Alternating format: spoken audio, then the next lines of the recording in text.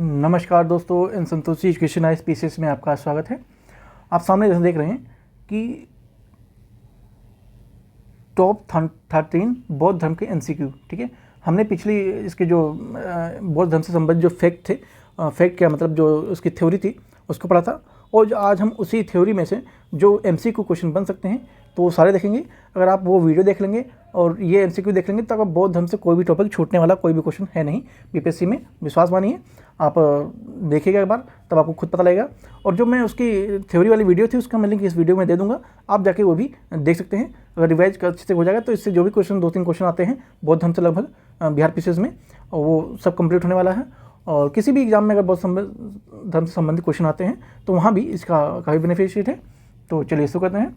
Channel पर नए हैं सब्सक्राइब जरूर कर लीजिएगा ताकि बहुत सी वीडियो मिलती रहे। तो पहला क्वेश्चन क्या है, बौद्ध ने सबसे पहले उपदेश कहाँ दिया था? लुम्बिनी में दिया था, सारनाथ में दिया था, या फिर बोध गया में, या फिर कुशीनगर में दिया था। तो बुद्ध ने सबसे पहला उपदेश अपना कहाँ पे दिया था? तो उन्होंने कहाँ दिया था? सारनाथ में दिया था, ठीक है, सारनाथ में दिया था। मैं यहाँ पे इसको आंसर मार्क कर देता हूँ आपको, ताकि आपको जब मैं PDF दूँ तो आपको आंसर सही मिले। और आप इसकी PDF के लिए टेलीग्राम से जुड़िएगा, वहाँ से आपको मिल जाएगी, ठीक है। तो ये क्वेश्चन आपका कहाँ पूछा गया था? देख रहे हैं यहाँ पे BPSC प्री में 2015 में पूछा गया है, ठीक है। तो यहाँ पे वही क्वेश्चन लिए गए हैं जो आपके एग्जाम की वजह से काफ़ी इंपॉर्टेंट होते हैं, बहुत संबंधित टॉपिक से, ठीक है। तो आगे चलते हैं। बौद्ध के, पेन चेंज कर लेते हैं थोड़ा। बुद्ध के प्रथम गुरु कौन थे? महाकश्यप, अलार कलाम व उद्दक रामपुत्र, सरीपुत्र या मौद्गल्यायन। तो बुद्ध के प्रथम गुरु कौन थे? ठीक है, तो वो थे एक्चुअल में अलार कलाम थे, ठीक है। अगर प्रथम गुरु की बात करें, ठीक है, तो ये फर्स्ट थे। कौन थे? पहले नंबर पे ये थे, और आपका ये सेकंड नंबर के गुरु थे, ठीक है। जब उनको ना यहाँ से संतुष्टि मिलती है ना यहाँ से संतुष्टि मिलती है, तब वो अपना वो क्या बोलते हैं, अपने ज्ञान प्राप्ति के लिए आगे बढ़ते हैं और फिर वृक्ष के नीचे बैठ के ज्ञान प्राप्ति करते हैं, ठीक है। तो ये इनके गुरु कौन है? अलार कलाम है, ठीक है, और उद्दक रामपुत्र है। आपको ऑप्शन में एग्जाम में अलार कलाम दिया होगा तो इसमें मारेंगे, और अगर सेकंड पूछेगा तो आप इसमें मारेंगे। मैंने दोनों लिख दिया ताकि आपको पता रहे। और देख सकते हैं यहाँ पे UPPC 2014 में पूछा गया है। आगे चलते हैं। बुद्ध के 2 प्रमुख शिष्य कौन थे? आनंद और उपाली, सरीपुत्र व महामौद्गल्यायन, राहुल और नागसन, या फिर महाकश्यप और मौद्गल्यायन, ठीक है। तो शिष्यों की बात हो रही है, तो शिष्य कौन थे इनके? तो वो थे सरीपुत्र और महामौद्गल्यायन थे, ठीक है। तो इनके शिष्य रहे। ये भी आपका देख सकते हैं SSC 2021 में पूछा जा चुका है। निम्नलिखित में से किस राजा के अभिलेख से यह सूचना मिलती है कि बुद्ध का जन्म लुम्बिनी में हुआ था? बिंबिसार, अशोक, कालनिष्क, या फिर अजातशत्रु। और आप यहाँ पर देख सकते हैं UPPCS 2011 में आ चुका है, छत्तीसगढ़ PCS 2022 में क्वेश्चन आ चुका है, ठीक है। तो कहाँ से सूचना मिलती है कि उनका बुद्ध का जन्म लुम्बिनी में हुआ था, ठीक है। तो ये मिलता है अशोक के अभिलेख से मिलता है, ठीक है, अशोक के अभिलेख से मिलता है। नेक्स्ट चलते हैं। महात्मा बुद्ध का महापरिनिर्वाण कहाँ हुआ था? महात्मा बुद्ध का परिनिर्वाण कहाँ हुआ था? लुम्बिनी में, बोध गया में, सारनाथ में और कुशीनगर में। तो ये हुआ था महापरिनिर्वाण कहाँ हुआ था? तो ये हुआ था कुशीनगर में हुआ था, ठीक है, कुशीनगर में हुआ था। मार्क कर देता हूँ मैं, कहाँ होता है? कुशीनगर में होता है। और यहाँ पे भी देख सकते हैं आप लोग, BPSC प्री 2017 में क्वेश्चन आ चुका है, MP पुलिस शिफ्ट फर्स्ट में आ चुका है, और RS 2020 में भी आ चुका है, ठीक है। तो यहाँ पर जो ही क्वेश्चन लिए गए हैं जो एग्जाम की दृष्टि से काफ़ी इंपॉर्टेंट है, और ये सारी चीज़ मैंने पॉइंट टू पॉइंट इसके जो थ्योरी वाले पार्ट में करवाया अच्छे से, ठीक है। नेक्स्ट चलते हैं। गौतम बुद्ध द्वारा अपने धर्म को दीक्षित किया जाने वाला अंतिम व्यक्ति निम्नलिखित में से कौन था? यानी कि लास्ट व्यक्ति कौन था जिन्होंने बुद्ध ने दर्शन मतलब उनको शिक्षा दी थी? ये UPPCS 2013 में आ चुका है। अंगद, आनंद थे, राहुल थे, उपाली थे, या फिर सुभद्र थे, ठीक है। तो लास्ट व्यक्ति कौन थे? तो वो थे सुभद्र थे। ठीक है, कौन थे? सुभद्र थे। नेक्स्ट चलते हैं। बुद्ध ने अपने जीवन काल में अंतिम वर्षा ऋतु यानी कि चतुर्मास वर्षावास कहाँ बिताया था? वैशाली में, राजगीर में, सारनाथ में या फिर कुशीनगर में बिताया था? ठीक है, तो बुद्ध ने अपना अंतिम वर्षा ऋतु कहाँ बिताया था? तो ये बिताया था वैशाली में बिताया था। ठीक है, कहाँ बिताया था? वैशाली में बिताया था। आप यहाँ पर देख सकते हैं झारखंड पीसीएस में 2020 में क्वेश्चन आ चुका है। बुद्ध की मृत्यु के पश्चात प्रथम बौद्ध संगति की अध्यक्षता किसने किया था? ठीक है, बुद्ध की मृत्यु के पश्चात प्रथम बौद्ध संगति की अध्यक्षता किसने किया था? उपाली ने, आनंद ने, महाकश्यप ने या फिर सरीपुत्र ने किया था? ठीक है, तो बुद्ध की मृत्यु के पश्चात प्रथम बौद्ध संगति होती है, तो उसकी अध्यक्षता किसने किया था? तो ये किया था आपका महाकश्यप ने किया था। ठीक है, किसने किया था? महाकश्यप ने किया था। आप यहाँ पर देख लेंगे, मैं बार बार कुछ बोलूँगा नहीं कि इसमें आया उसमें आया, इससे टाइमिंग बेस्ट होती है, तो आप यहाँ पर लिखा हुआ है साइड में देख सकते हैं। ठीक है, नेक्स्ट चलते हैं। किस शासक के काल में चतुर्थ बौद्ध संगति का आयोजन कश्मीर में होता है? अशोक के, कालाशोक के, कनिष्क के या फिर हर्षवर्धन के? ठीक है, तो ये चतुर्थ बौद्ध संगति पूछा गया है, तो ये किसके शासनकाल में चतुर्थ बौद्ध संगति का आयोजन होता है? तो ये होता है कनिष्क के शासनकाल में होता है। कश्मीर में कनिष्क के शासनकाल में जो बौद्ध संगति आयोजित हुई थी उसकी अध्यक्षता किसने की है? ऐसे भी क्वेश्चन आ सकता है। ठीक है, क्वेश्चन कैसे ही पूछ सकता है, तो इसको आपको हर तरह से रेडी रहना है। अश्वघोष ने, नागार्जुन ने, वासुपुत्र ने या फिर उपगुप्त ने किया था? ठीक है, तो कश्मीर वाला जो संगति हुई थी उसको पूछा जा रहा है कि उसकी अध्यक्षता किसने की थी? तो किसने किया था? वासुमित्र ने किया था। महात्मा बुद्ध के संबंध में निम्नलिखित कथनों में से कौन सा सही नहीं है? ध्यान दें, क्या पूछा है? सही नहीं पूछा है। ठीक है, क्वेश्चन पढ़ते समय इस चीज को ध्यान देंगे।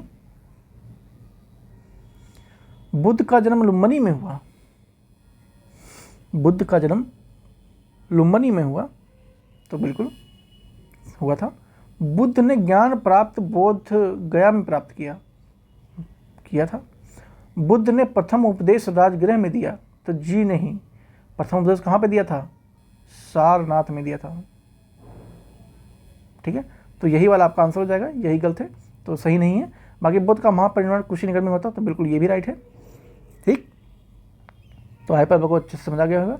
और आप देख सकते हैं बहुत सारे क्वेश्चन में पूछा गया है, मतलब एग्जामों में। पिटक ग्रंथ किस धर्म से संबंधित है? तो आप जानते हैं किस से संबंधित है?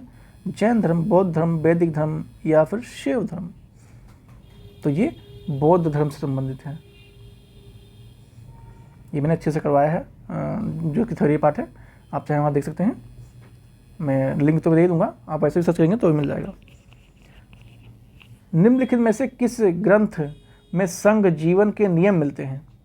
सुत्त पिटक में, विनय पिटक में, अभिधम्म पिटक में या फिर दीपवंश में? ठीक है, तो बौद्ध ग्रंथ में संघ जीवन के नियम कहाँ पे मिलते हैं? तो ये मिलते हैं विनय पिटक में मिलते हैं। ठीक है, कहाँ मिलते हैं? विनय पिटक में मिलते हैं। ठीक है, ये 2022 के पीसीएस में आ भी चुका है। निम्नलिखित में से कौन सा बुद्ध के जीवन काल में संघ का मुखिया यानी कि संघपति बनना चाहता था? आनंद, देवदत्त, उपाली या फिर राहुल?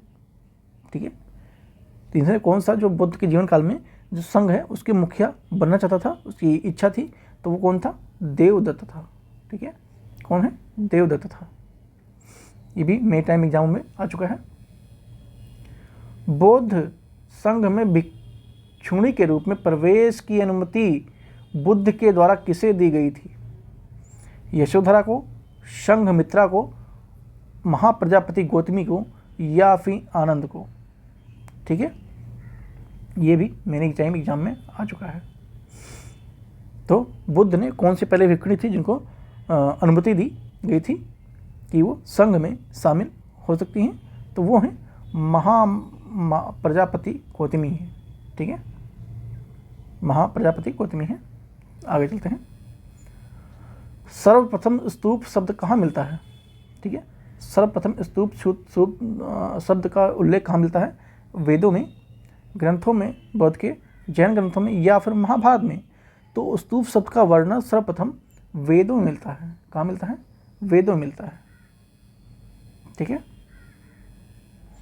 गौतम बुद्ध को एक देवता का स्थान किस राजा के युग में प्राप्त होता है?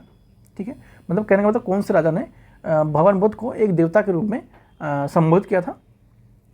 बिंबिसार ने, अशोक ने, कनिष्क ने या फिर हर्षवर्धन ने किया था? तो ये क्या था? कनिष्क ने बुद्ध को भगवान के नाम से संबोधित किया था।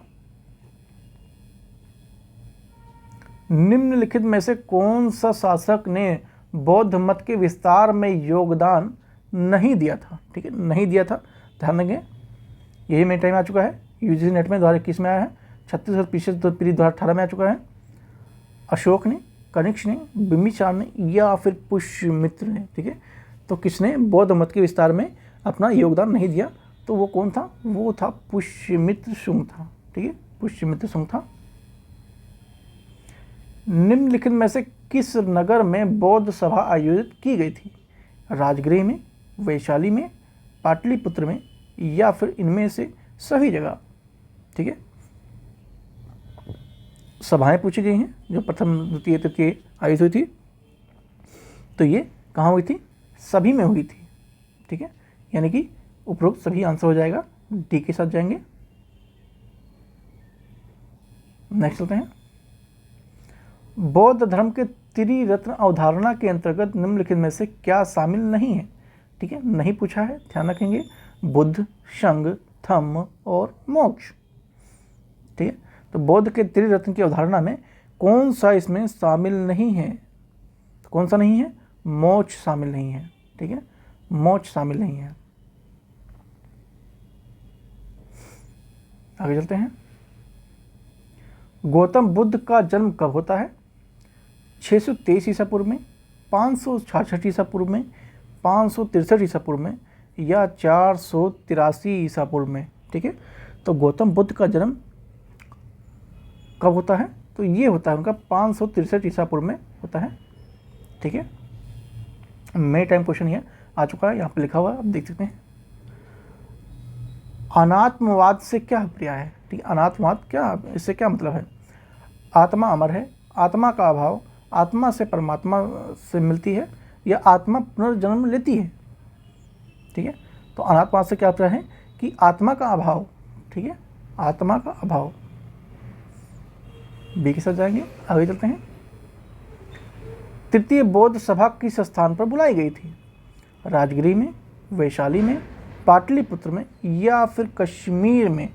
तीसरी की बात हो रही है, तो तीसरी कहाँ बुलाई गई थी? ये पाटलिपुत्र में बुलाई गई थी। ठीक है, पाटलिपुत्र में बुलाई गई थी। बुद्ध को ज्ञान की किस आयु में प्राप्त होता है? इंपॉर्टेंट क्वेश्चन है, आ चुका है कई बार। यहाँ पर मैं लिखना भूल गया हूँ, लेकिन कई पेपर में आया है, बीपीएससी में कई बार आया है। 29 वर्ष की आयु में, 35 वर्ष की आयु में, 39 वर्ष की आयु में या फिर 42 वर्ष की आयु में।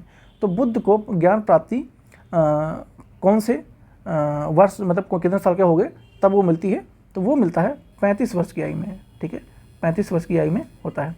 और जो 29 वर्ष की आयु है, ये घर से जाने वाला टाइम है। घर से मतलब राजमहल छोड़ के वो चले गए थे 29 वर्ष की आयु में। ठीक, आगे चलते हैं। कौन सी गुफाएं बौद्ध धर्म, हिंदू धर्म और जैन धर्म के धार्मिक, कला का, संस्कृति का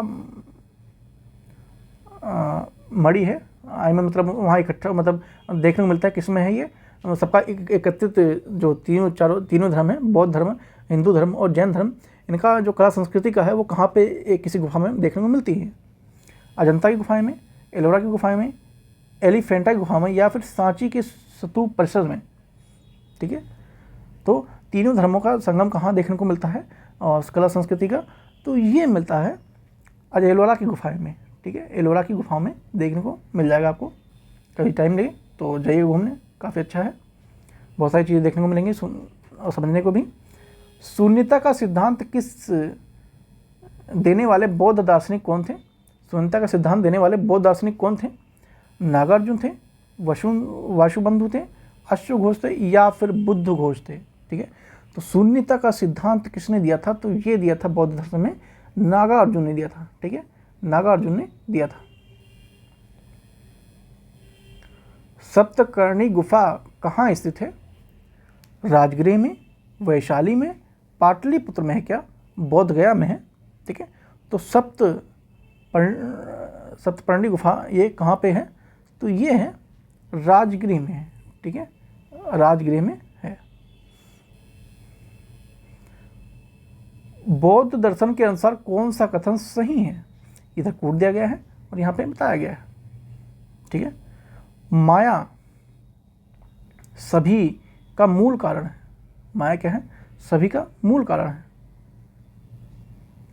दुख सभी का मूल कारण है, तो ये तो बिल्कुल सही है। जन्म और मृत्यु का कारण जन्म है। सांसारिक गतिविधियों में लिप्त होना ये भी कारण है, ठीक है, ये सभी कारण का कारण है। तो इसमें जो माया का मूल कारण ये तो ऐसा नहीं है, लेकिन और बाकी कारण जो दिए हुए बी सी डी ये सब नहीं है, तो आपका आंसर डी हो जाएगा। भगवान बुद्ध ने इन तीनों की चर्चा की थी, ठीक है, बाकी ऐसी कोई बात नहीं की थी माया वाया का। तो आपका आंसर क्या हो जाएगा? डी के साथ जाएंगे। नेक्स्ट चलते हैं। बौद्ध धर्म के महायान हीनयान संप्रदाय में सबसे अलग मौलिक अंतर निम्नलिखित में से कौन सा है? महायान ने मूर्ति पूजा स्वीकार की थी और हीनयान नहीं मानते थे, तो बिल्कुल ये बिल्कुल राइट है। महायान संस्कृत भाषा का है और हीनयान पाली भाषा का प्रयोग करते थे, तो बिल्कुल ये भी सही है। महायान बुद्ध को ईश्वर देवत मानता था और हीनयान उन्हें महान शिक्षक मानता था, बिल्कुल ये भी सही है। हीनयान और महायान मैंने जो थ्योरी वाले पार्ट में एक अच्छे से बताया हुआ है, आप जाके एक बार देखिएगा जरूर से, बहुत सारे कॉन्सेप्ट आपके क्लियर होने वाले हैं, ठीक है। कोशिश यही करिए कि पहले आप थ्योरी देखिए उसके बाद ये देखिए, तो ज़्यादा बेटर है ना। तो ये सारे मैंने अच्छे टॉपिक कराए हैं और इसके तीनों ही आंसर आपके राइट है, यानी कि उपयोग सभी आंसर हो जाएगा, ठीक है। डी के साथ जाएंगे, आगे चलते हैं। बुद्ध के प्रथम उपदेश धर्मचक्र प्रवर्तन का विषय क्या था? त्रिरत्न और त्रिशरण, अष्टांगिक मार्ग और 4 आर्य सत्य, विनय पिटक की रचना या फिर प्रत्यय समानुपात का सिद्धांत, ठीक है। तो बुद्ध के प्रथम उपदेश यानी जिसको धर्मचक्र प्रवर्तन कहा गया, उसका विषय क्या था? तो उसका विषय था अष्टांगिक मार्ग, एक सेकेंड, अष्टांगिक मार्ग और 4 आर्य सत्य को खोजा था, ठीक है। तो बी के साथ जाएंगे और यहाँ पे आपके 30 क्वेश्चन समाप्त होते हैं।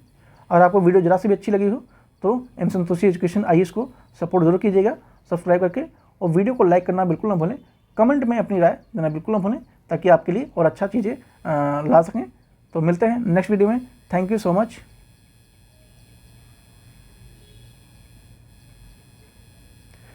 सी यू सून, बाय।